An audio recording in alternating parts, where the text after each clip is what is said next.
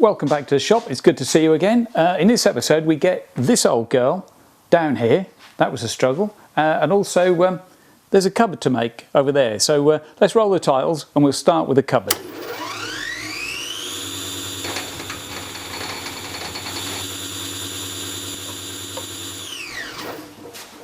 Right, there's something doesn't quite compute with this. This board and the base board are the same size, they were cut at the same point, but the bottom one doesn't fit. So you've got a slight outer square with this wall as well, but let me just check. That wall is out, and almost certainly this isn't going to be straight. Yeah, the wall's out as well. So it looks like it goes in, but that doesn't fit. It should be narrower at the top than it is at the bottom, but that still doesn't fit. So yeah, something's a bit odd. Let's try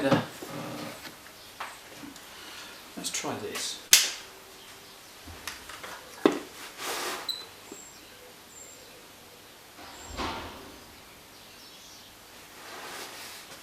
Yeah, that confirms that that is wider at the top than it is at the bottom. Let's try the other side. Yeah, we're spot on in the corner there, and we're out by about 4mm at the top. So that does explain that. It goes that way, not that way. So let me have a think. I need to cut a piece off these boards anyway. I need to take off the thickness of the vertical panel that's going to go there. So let me do that, and I'll take another 5mm off as well. That way the cabinet will fit in here. So thickness of the board plus 5mm off both ends. Let me do that.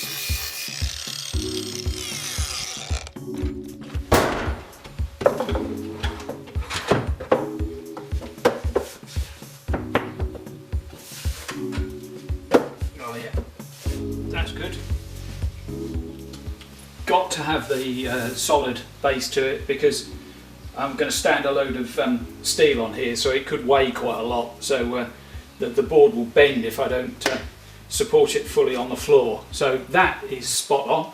Now I just need to start measuring for the 3 uprights and we can get on.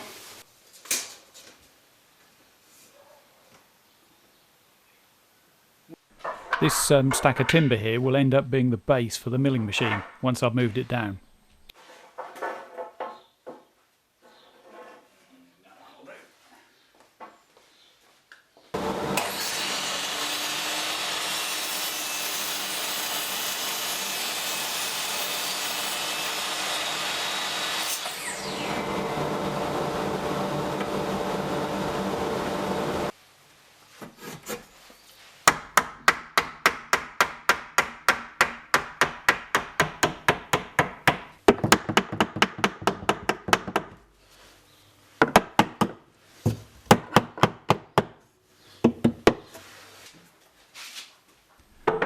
I should really explain why I'm doing this way.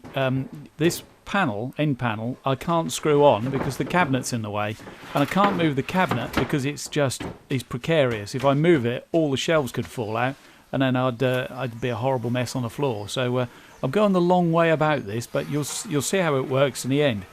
I was complete numpty. I really didn't think it through.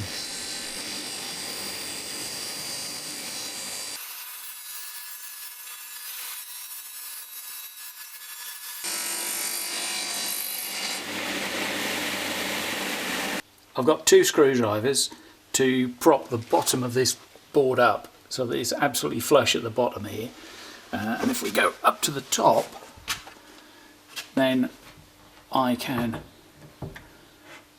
there we go, just clamp that there with my finger and, sorry about the focus, clamp that with my finger and mark out the top of the board to cut it to the right height. I can also run a pencil around the inside here so that I can work out where these uprights have to fit on the board. Got my precision pencil. This one's just been sharpened and to within an inch of its life.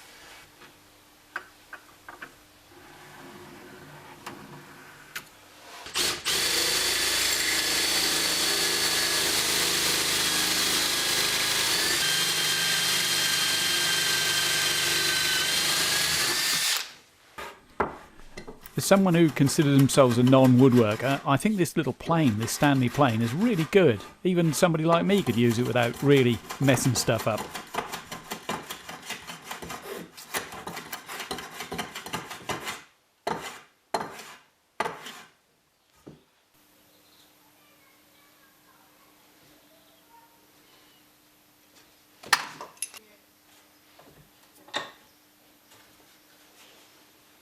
Right, let's try that again with the right board. There we go.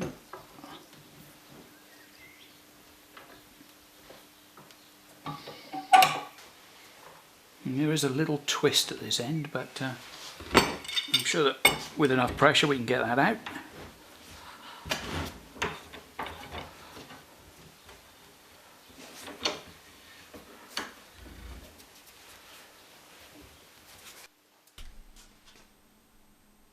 So this is the crux of my plan. Attach the verticals to the side and then slide it all into position, then screw it in place. So I don't have to screw from the side where the cabinet is. This isn't making a lot of sense, is it? Just watch and you'll see what I mean.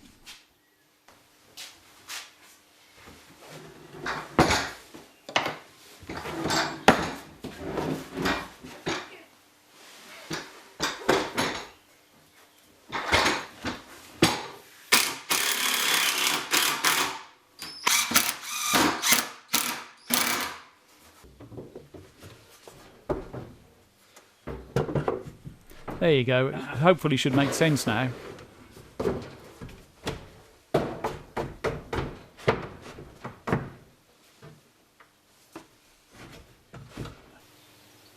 Right, so let me take this out and put the rest of the screws in the side.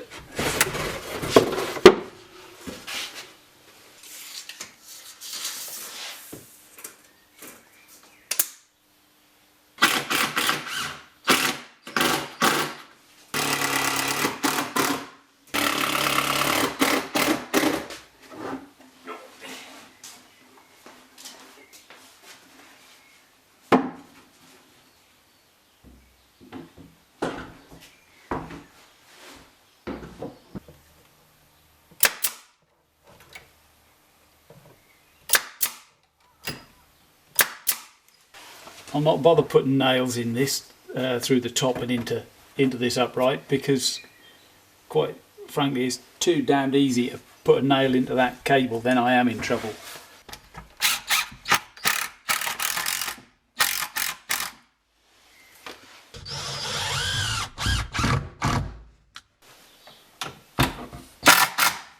Right.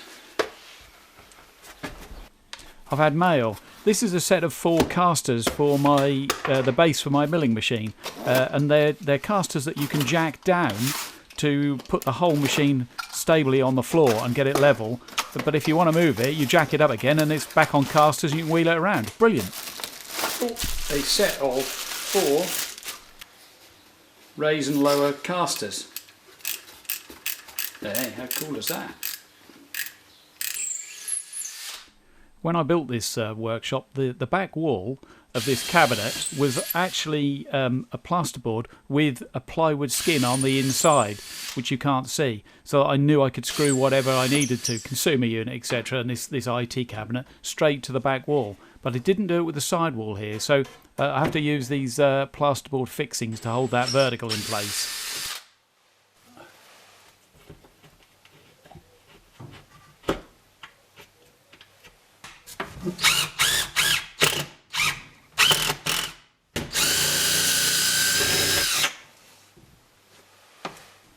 The screws that hold this vertical in place weren't long enough either, so I had to, as you can probably make out here, I had to counterbore the holes just to get the screws deep enough.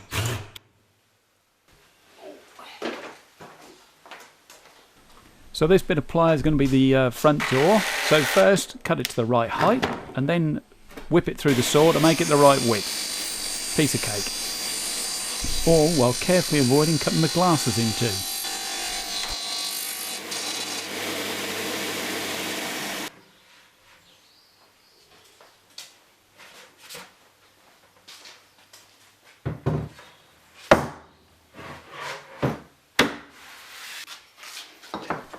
This little hinge jig I made has actually turned out to be really quite a useful little bit of kit. It was a lot of hassle to make it. I'm not sure that I would do it again, but certainly it was fun, and I learnt a little bit about these hinges in the process.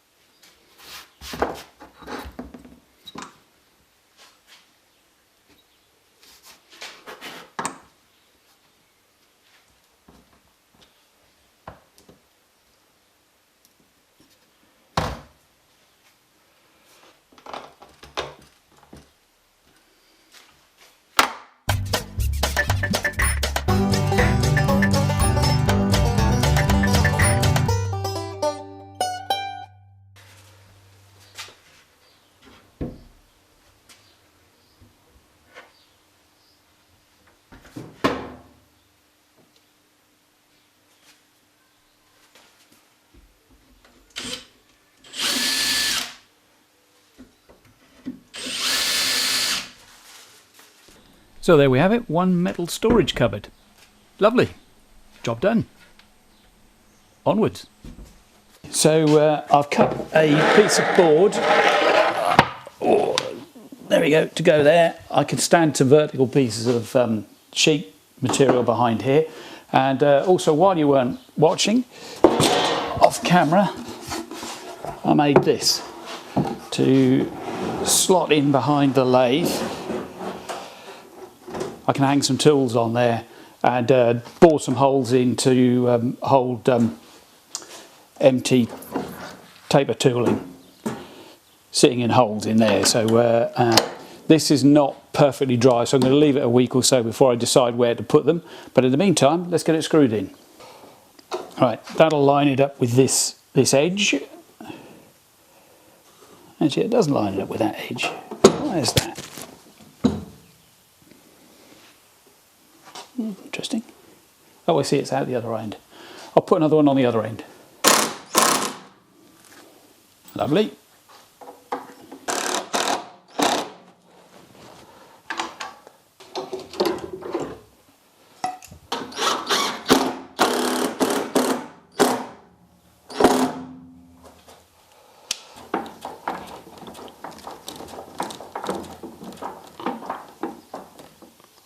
There we go. Job's a good one.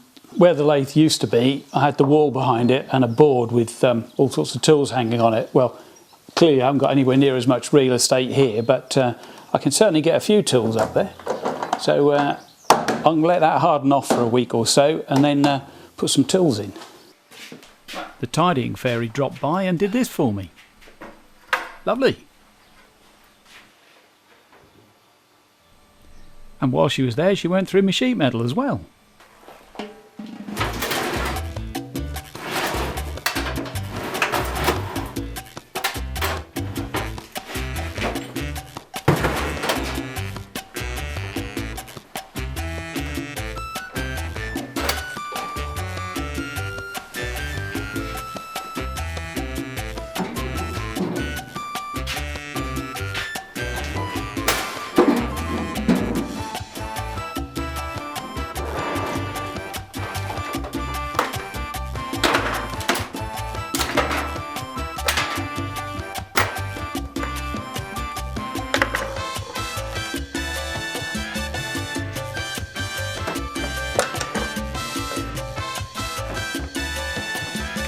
There we go.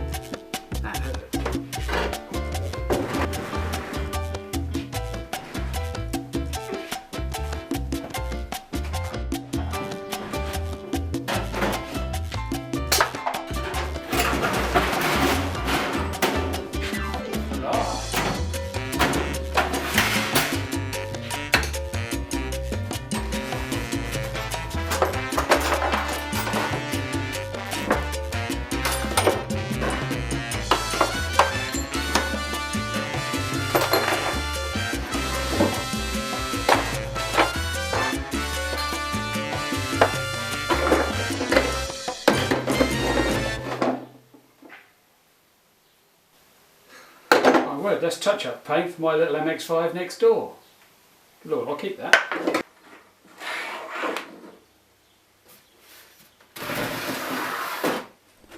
This rat's nest will get sorted out when I put the mill back on its new plinth down in the new workshop.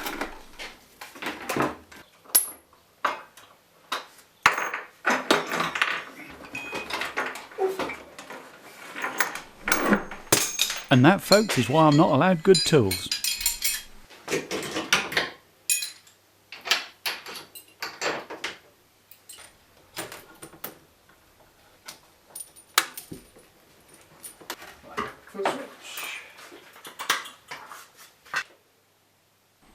This old cabinet was really only a temporary measure. I knew that it wasn't really up to the job, but it kept most of the coolant inside the machine. I say most of it. Underneath was an absolute disgrace. It had loads of coolant had soaked through the base of the this metal base that the mill stands on, and into the wood underneath, and it was just an almighty mess, to be perfectly honest.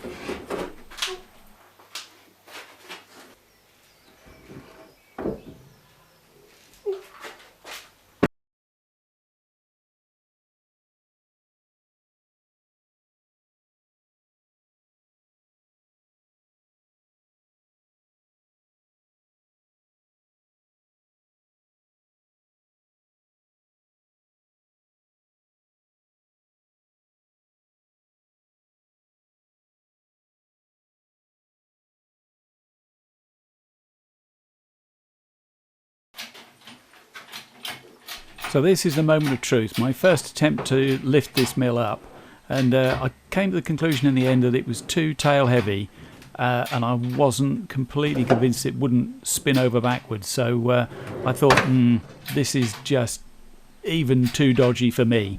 So I put it down again, as you'll see in a minute, and re-rigged the straps and started from scratch, which I thought, in hindsight, was definitely a sensible thing to do.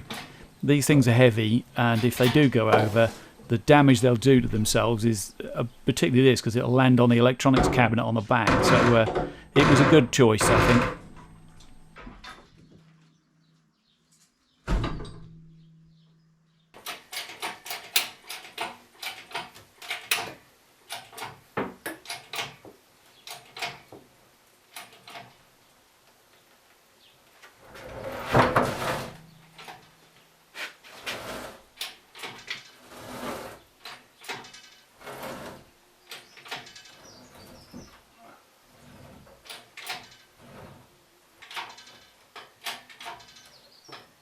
floating. Hurrah! Right. This, I think, is the most critical operation in the whole thing. Effectively, this mill is hanging there in free space, supported only by a couple of webbing straps. You have sleepless nights about things like this, because if you do drop it, it just will destroy it. It just would not survive a fall from 4 feet over a concrete floor. So you do this with a certain amount of trepidation, I have to say. But in the end, as you'll see, I got it sorted and it did work quite nicely.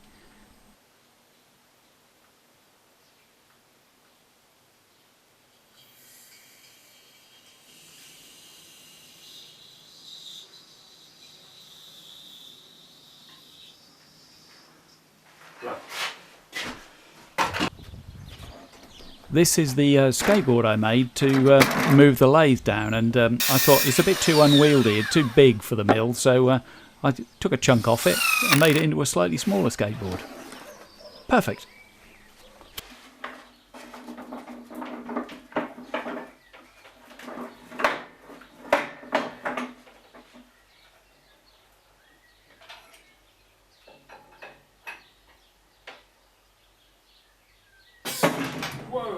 That was a proper pucker moment, I can tell you.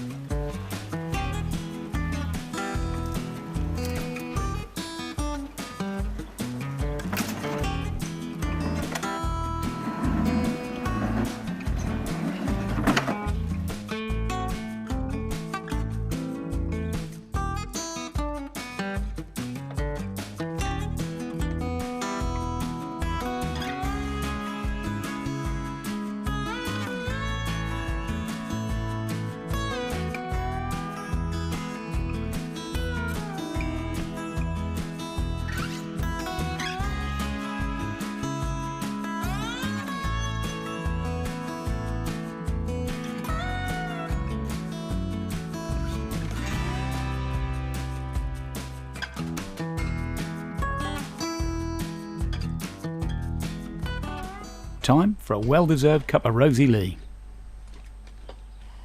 That's it, sit down you lazy bugger.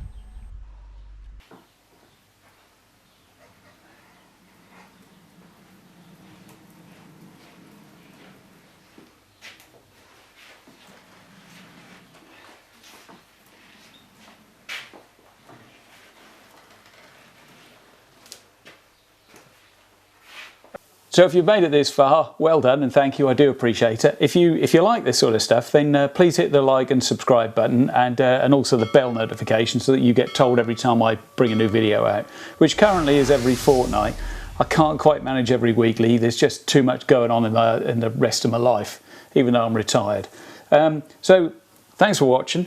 I think in the next episode I'm going to start on a plinth, a box if you like, to put this old girl on, and I'm in two minds. I'm fairly sure that I'm going to make certainly the bottom out of wood, and then I may well make an enclosure around the whole thing out of wood, and then skin the inside with glass fibre to try and stop some of the wood absorbing the moisture and coolant and oil and all sorts of rubbish that flows around these things.